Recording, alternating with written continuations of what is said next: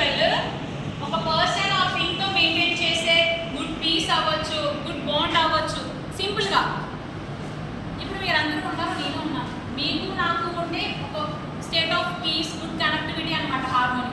Harmony in the human being అంటే మీ self. చెప్పాను కదా, 5 సర్కిల్స్ వేసి self, then family, then society, then nature, future, existence అని. So harmony in the human being. అర్థమైందా? ఈ యూనిట్ వర్డ్ గుర్తుందా మీకు?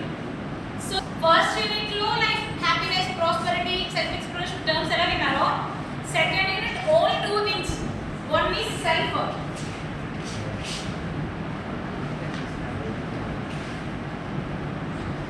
ఈ 2 వర్డ్స్.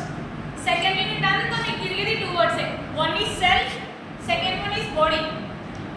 ఓకేనా? అర్థమైందా? 1 నుంచి 5th టాపిక్ వరకు ఇదే తిరుగుతుంది. ఆ డిఫరెన్స్ ఏంటి, బాడీకి సెల్ఫ్కి ఉన్న కనెక్టివిటీ ఏంటి, బాడీకి ఏం కావాలి, సెల్ఫ్కి ఏం కావాలి, వాట్ నాట్ అన్నీనా. అర్థమైందా?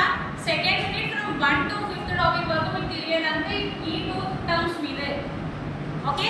6th టాపిక్ హెల్త్ మీద వస్తుంది. కమింగ్ టు క్లాస్, క్వశ్చన్ అడుగుతాను, నాకు మీ వాల్యుబుల్ ఆన్సర్స్ ఏమి వద్దు, మీ దగ్గర పెట్టుకోండి, కానీ ఆలోచించండి. సెల్ఫ్కి బాడీకి డిఫరెన్స్ ఏంటి? సెల్ఫ్కి బాడీకి డిఫరెన్స్ ఏంటి? ప్లీజ్ 1 minute టైం ఇస్తాను. నథింగ్ బట్ నా ఎగ్జిస్టెన్స్ మీకు కనిపిస్తున్నానా? నాకు 2 చేతులు ఉన్నాయి, నేను మీకు చేతులు ఇస్తున్నాను, నా బాడీ కనిపిస్తున్నాను మీ అందరికీ. నేను ఏం చేస్తున్నాను యాక్టివిటీ కనిపిస్తుంది కదా. అట్ ది సేమ్ నా సెల్ఫ్ చెప్పండి. నేను ఇప్పుడు ఒక థింగ్ ఆలోచిస్తున్నాను, క్లాస్ ఆలోచిస్తున్నాను చెప్పండి. సమ్ ఏదో ఒక థాట్ నా మైండ్లో రమ్మని చెప్పండి. తెలుస్తుందా? మీకు తెలుస్తుందా? మీకు మీకు simple term self. Body is nothing but physical existence అనేది ఉంటుంది. మీ అందరికీ ఉంది.